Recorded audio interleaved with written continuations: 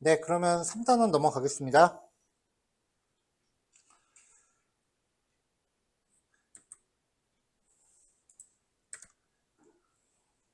자, 요번엔 이제 개발 도구. 그러니까 아까는 메모장밖에 우리가 구경을 못 해봤잖아요.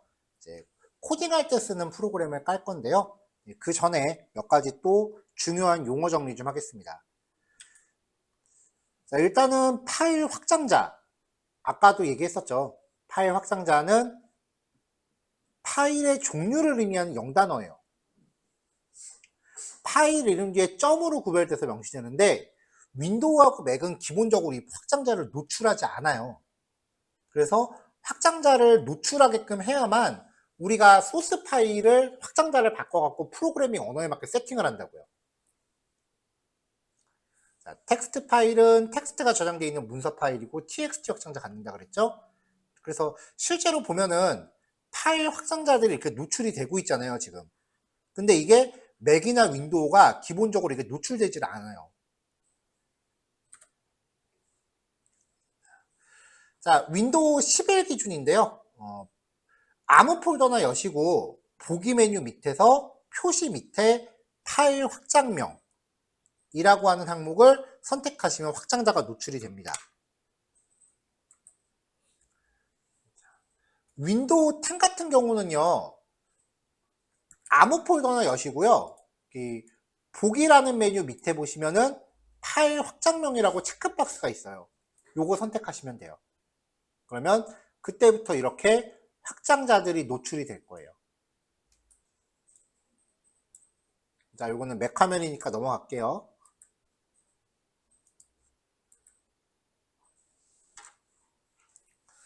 요번 교시에 우리가 설치할 프로그램은 ID라고 하는 종류의 프로그램인데요. ID는 이제 통합 개발 환경을 줄인 말이에요. 보통 이제 프로그래밍을 할 때 크게 4가지 종류의 어떤 활동들을 하는데요. 코딩, 직접적으로 프로그래밍 언어를 써서 프로그램을 구현하는 거고요. 디버그 혹은 디버깅이라고도 해요. 오류를 찾아내는 과정이에요. 컴파일은 아까 얘기했다시피 실행 가능한 형태로 변환하는 거고요. 배포, 최종 사용자한테 프로그램을 제공을 해줘야죠. 이 4가지 활동이 원래는 개별적으로 명령어로 수행해야 되는 건데 이거를 단축키로 그냥 한꺼번에 실행할 수 있는 프로그램을 보통 ID라고 합니다. 자바를 프로그래밍 할 때 쓰는 가장 보편적인 프로그램은 이클립스라고 하는 프로그램이에요. 얘가 좀 무료이기도 하고요. 그 다음에 너무 자바밖에 사용을 못하기 때문에 우리가 배워야 되는 과목이 여러 가지잖아요. 그럼 다른 과목에서는 못 써요. 그 밖에 이제 자바 할 때 쓰는 게 또 인텔리제이라고 하는 프로그램이 있는데 얘는 가격이 좀 살벌해요. 1년에 거의 600달러 육박하거든요. 1년에요. 그래서 얘도 좀 쓰기가 좀 부담이 되고요. 그래서 우리는 여기 밑에 있는 것처럼 밑에 나온 화면처럼요. 비주얼 스튜디오 코드라고 하는 프로그램을 깔 거예요. 마이크로소프트에서 배포하는 무료 프로그램이고요. 기본적으로 얘가 내장하고 있는 기능은 크게 그렇게 대단하지 않은데 얘가 수많은 확장팩을 설치할 수 있어요. 이 확장팩을 통해서 기능을 확장하면 이거 하나로 현존하는 모든 프로그래밍 언어를 다 할 수 있습니다. 그래서 인기가 가장 높아요. 자, https://code.visualstudioCode.com이라는 사이트에 접속하시면 돼요. 이것도 지금 웹브라우저 열어갖고 직접 접속을 하시고요.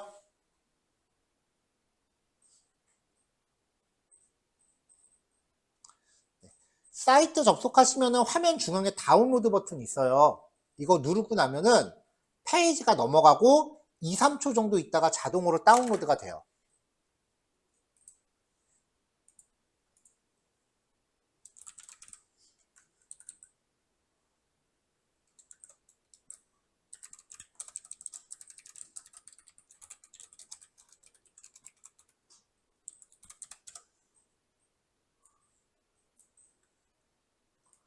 자, 저도 지금 페이지 접속했고 버튼 누르면 페이지 넘어가고 조금 있다가 이렇게 다운로드가 됩니다.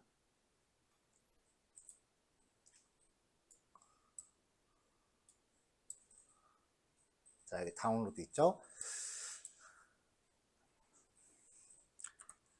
다운로드 받으신 프로그램은요, 그냥 더블 클릭하셔서 실행하시고요. 체크할 거 나오면 다 체크하고 그냥 다음만 계속 누르시면 됩니다. 뭐 이거 자체를 설치하는데 크게 복잡한 과정은 없어요.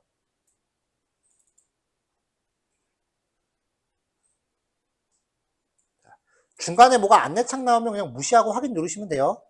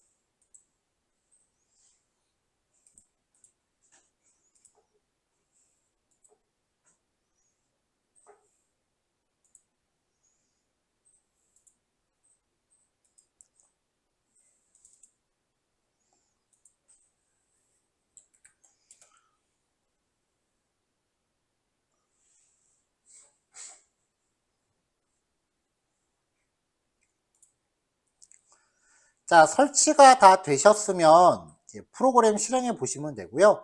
처음 실행하시면은 이렇게 시커멓게 못생긴 애 나올 겁니다.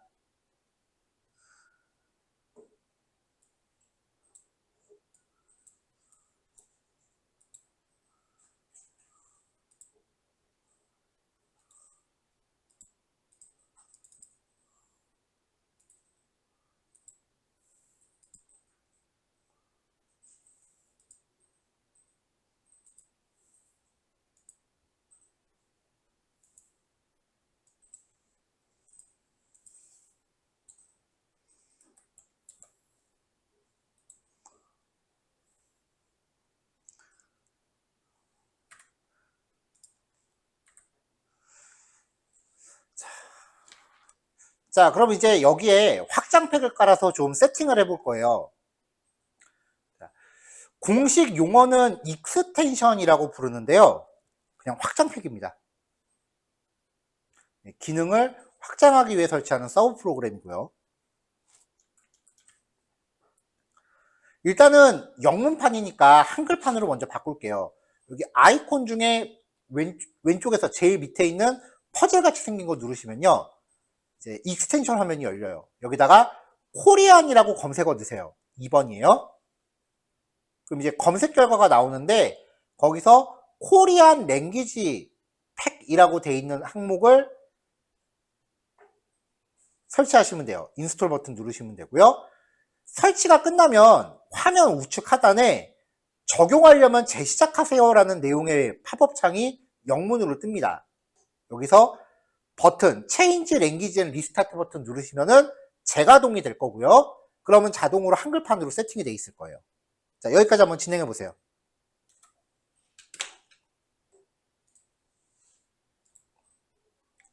자, 넘어갈게요. 자, 여기까지 다 진행이 되시면은 이제 자바를 위한 기능을 깔게요. 자, 익스텐션 팩에서 자바라고 검색하시면은 익스텐션 팩 포 자바라는 항목이 있어요. 얘가 일종의 통합팩이에요. 그래서 요 하나만 설치하면은 관련돼 있는 항목들이 일괄적으로 같이 깔려요. 얘는 설치 완료하고 재시작하실 필요 없습니다. 근데 설치되는 항목들이 좀 많기 때문에 설치 버튼 누르시면 시간이 좀 걸릴 겁니다.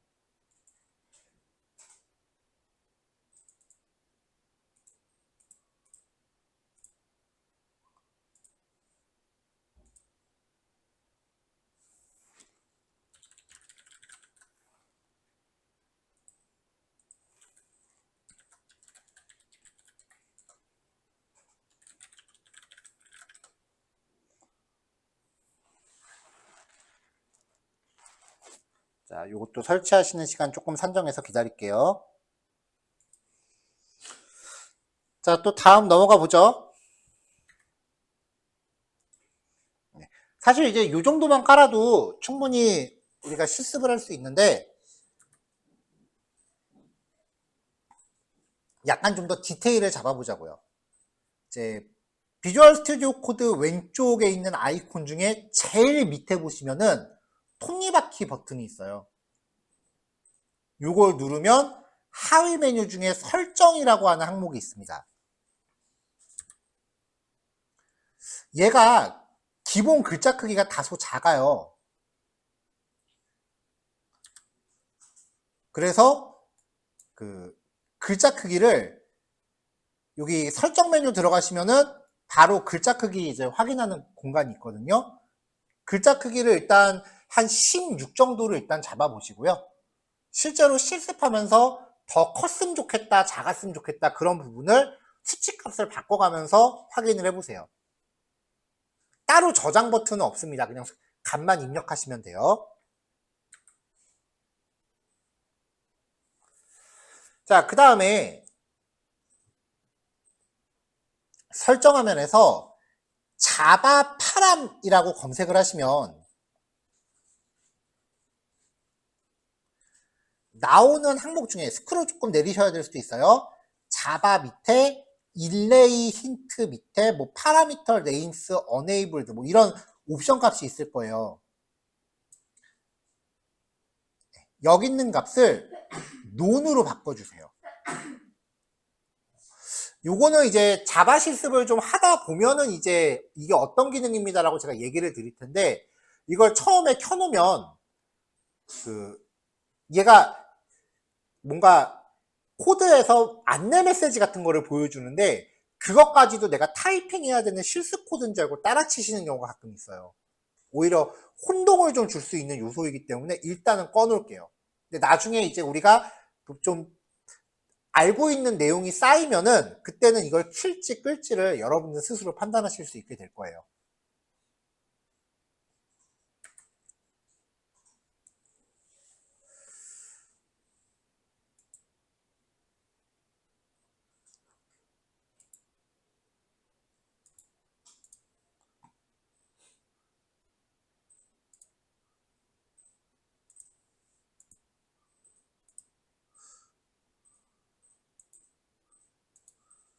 자, 기본적으로 얘가 이렇게 까맣게 생겼죠?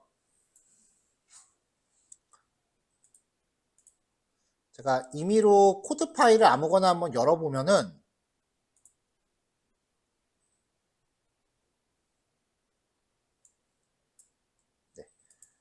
이제 이런 식으로 이제 생겨 있는 앤데요.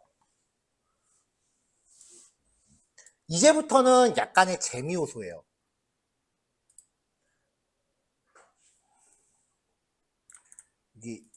다시 한번 설정 버튼 누르고, 지금은 따라하지 말고 그냥 보시면 돼요. 요 아이콘 밑에 테마 밑에 색 테마라고 하는 항목을 눌러보면 얘가 내장하고 있는 테마들이 나오거든요. 방향키를 위아래씩 움직이다 보면은 색깔이 바뀌고요. 이 중에 마음에 드는 게 있다면 선택하고 엔터 치시거나 더블 클릭하시면 걔로 이제 색상이 바뀌어요. 근데 비주얼 스튜디오 코드가 기본적으로 내장하고 있는 색깔들이 썩 그렇게 좋지는 않아요. 구글에서 비주얼 스튜디오 코드 테마라고 검색하시면 이 테마를 리뷰해 놓는 애들이 되게 많아요. 그래서 아무 검색 결과나 타고 들어가시면은 대체로 이렇게 미리 보기 스크린샷하고 테마 이름하고 이렇게 제시가 되거든요. 이 테마 이름을 잘 기억하셨다가 비주얼 스튜디오 코드 익스텐션에서 그 테마 이름으로 검색하시면 나옵니다. 얘를 설치하면은 테마 적용 팝업이 뜨고요. 여기서 선택하시면 돼요. 만약에 이 선택하는 화면을 놓쳤다라고 하면은 다시 한번 톱니 밑에 테마 눌러서 색 테마 누르시면은 요 리스트에 아까 내가 설치했던 게 나올 거예요. 그래서 저도 몇 가지 테마를 이제 사용을 하겠죠. 주로 이제 제가 주로 쓰는 테마 중에 하나가 GitHub 테마라고 하는 애가 있어요. 이거는 지극히 개인 취향이에요. 이렇게 하면은 글자, 단어, 색깔 같은 것들이 조금씩 변합니다.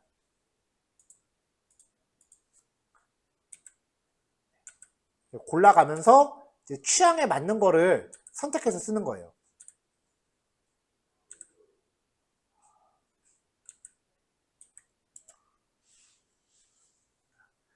자, 그래서 이 테마 같은 경우는 저도 되게 여러 개를 설치를 해놓고요. 그냥 그날 기분에 따라 바꿔요. 이거 일종의 재미 요소입니다.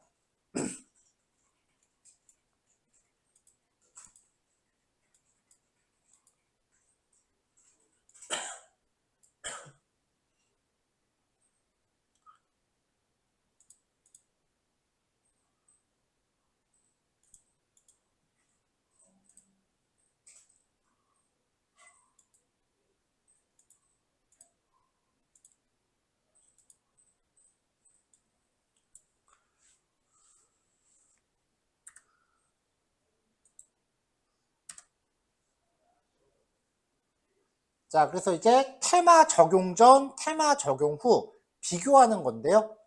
이렇게 해서 개인 취향에 맞는 색상 값들을 선택해서 쓰시면 돼요. 자, 그 다음에 또 하나. 이제 비주얼 스튜디오 코드를 쓰다 보면 나중에 왼쪽에 이렇게 내가 지금 열어놓고 있는 폴더나 파일들이 이렇게 보이거든요. 폴더 같은 경우는 좀 아이콘 같은 게 제대로 노출이 안 돼요. 파일 이름만 딸랑딸랑 있으니까 좀 알아보기가 힘들잖아요. 자, 얘도 이제 아이콘이라고 검색하면은 이 왼쪽의 영역에 설정할 수 있는 아이콘 테마들이 검색이 돼요. 이 아이콘은 머터리얼 아이콘 테마라고 하는 게 워낙 유명해서 요거를 제시해 드렸는데,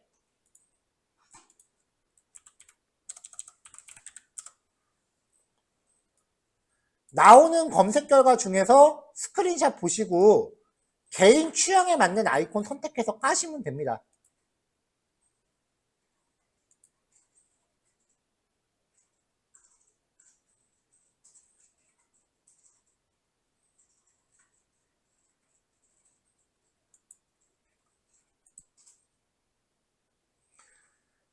자, 얘도 아이콘 골라서 깔고 나면은 이렇게 고를 수 있는 아이콘들 나오고요. 고르고 나면은 이제 왼쪽에 이렇게 아이콘들이 적용된 결과 볼 수 있어요.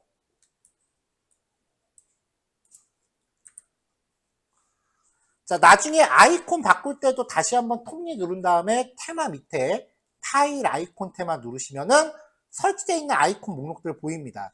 여기서 마음에 드는 거 고르시면 돼요. 그럼 아이콘이 비포 애프터로 이렇게 파일 아이콘이 바뀌는 거 보이거든요. 이것도 지극히 재미 요소예요. 그냥 개인적인 취향에 따라 바꿔가면서 설정하시면 돼요.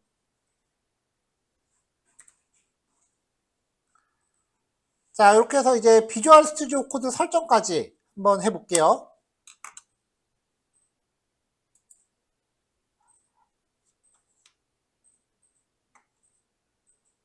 자, 설정하시면서 잘 안 되시는 부분 있으시면 저한테 얘기해 주시면 됩니다. 녹화는 여기까지 할게요.